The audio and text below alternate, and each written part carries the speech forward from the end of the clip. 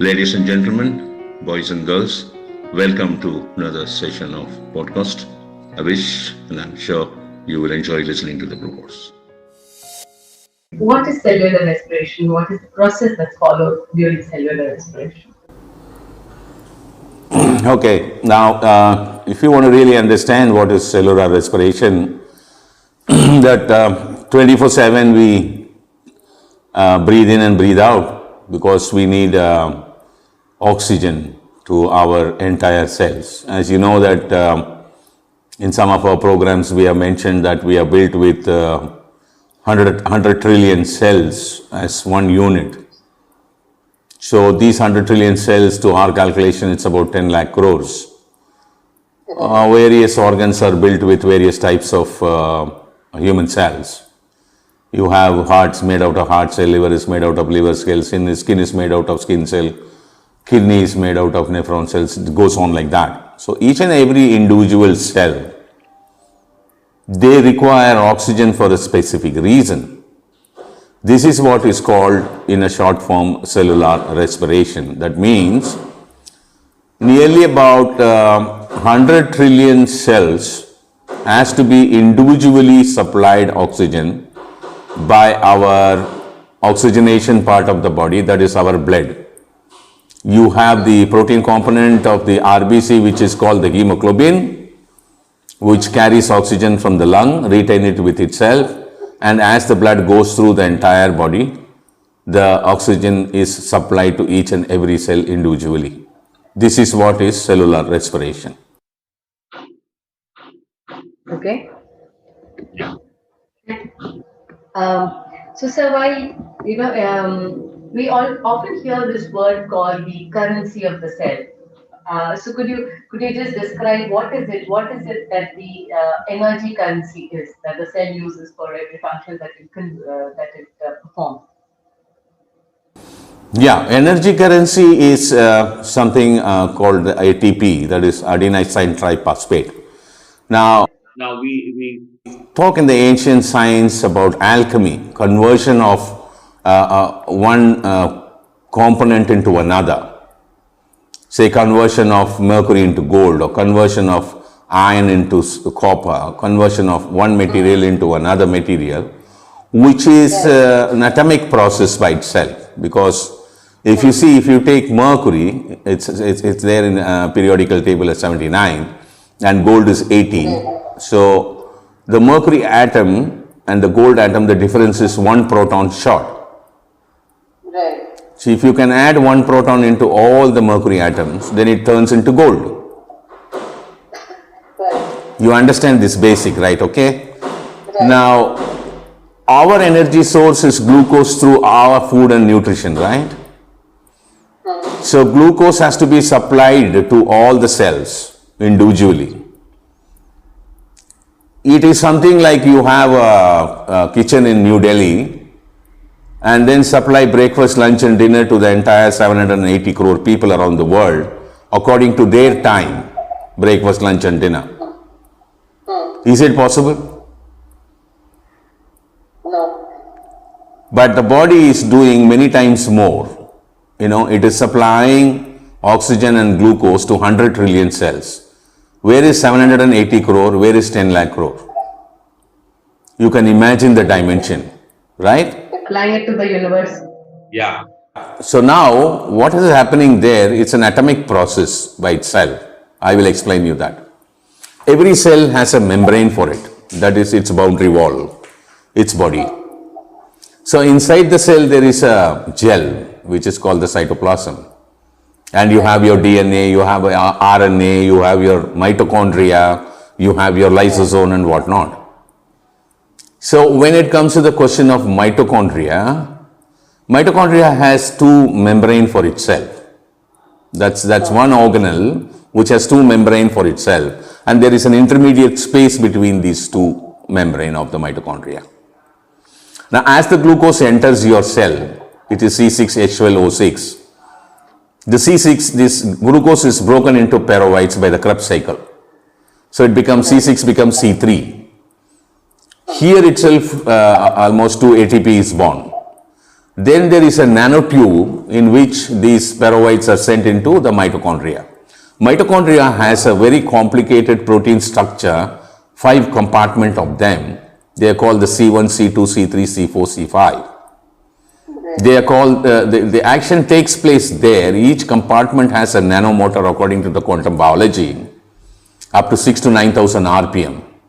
So what they do is they run the peroxide, they run the atoms, only the electrons, through these 5 compartments. Because glucose is a carbohydrate monosaccharide molecule, phosphate is totally a different component. At the end of the mitochondria, it's called the electron transport chain.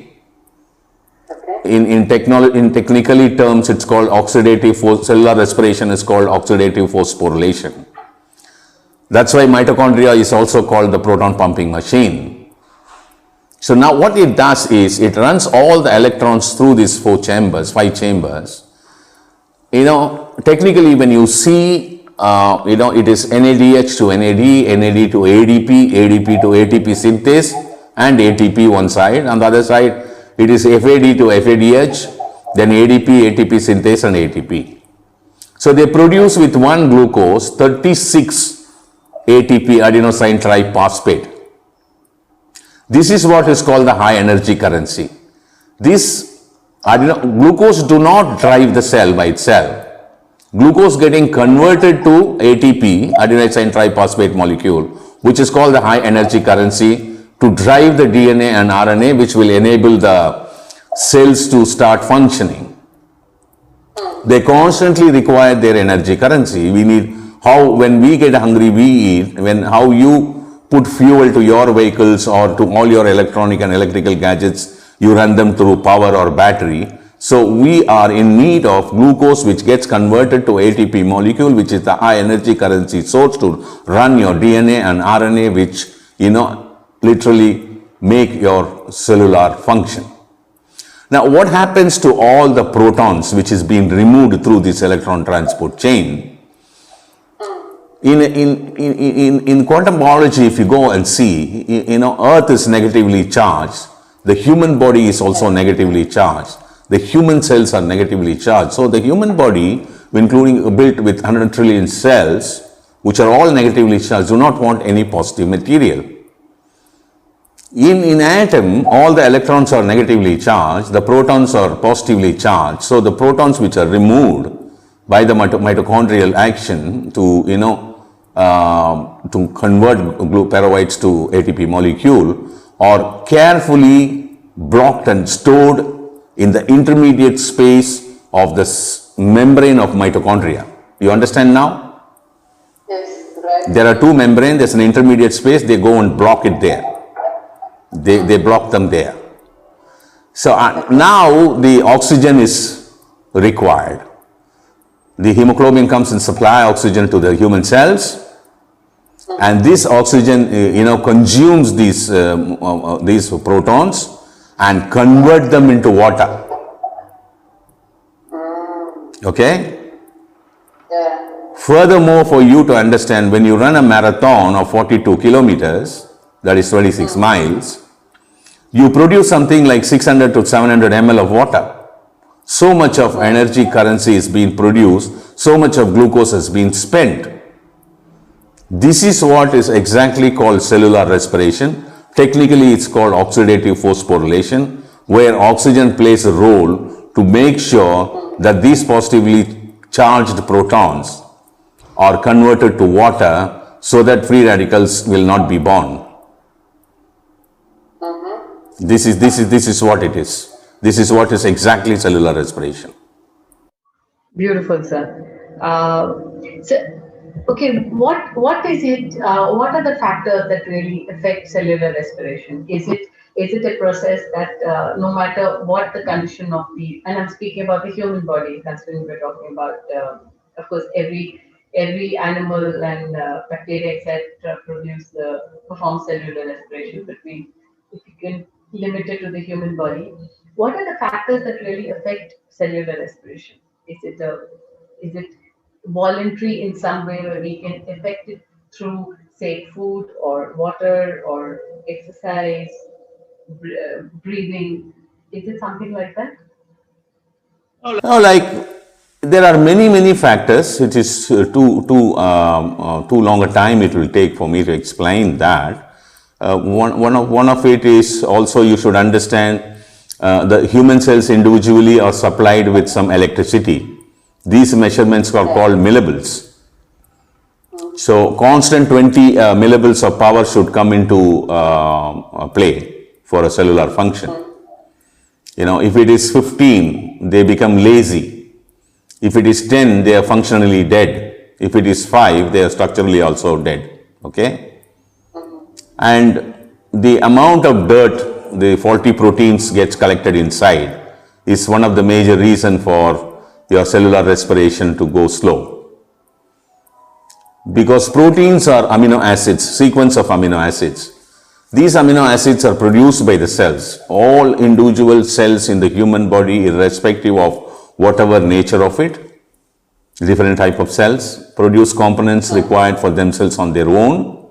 They produce the various types of amino acids and then sequence them into the right proportions, in the right order, and produce their own protein. In case while sequencing them they do it wrongly, then they become a faulty protein and the cells reject it. Your lysosome is almost a dustbin which holds all the dirt in your cell. This is one of the reasons. When that load goes more, it's not good for you.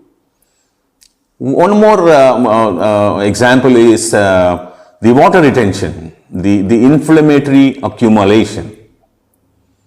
Unwanted inflammatory accumulation is one of the major reasons which affects cellular respiration. You know, if the glucose is not supplied properly, it is all atomic and subatomic system. You have this protein, the potassium part of metabolism is responsible for supplying glucose to the cells. The insulin uses potassium isotopes to give the signaling system to the human cells, wherein here T3, the thyroxine 3 comes into play. There are a lot of mechanisms involved here. So even any one of the mechanism has to slow down or to fail, then the cellular respiration is affected. Then these cells wherein will not function to expected level to which they should perform.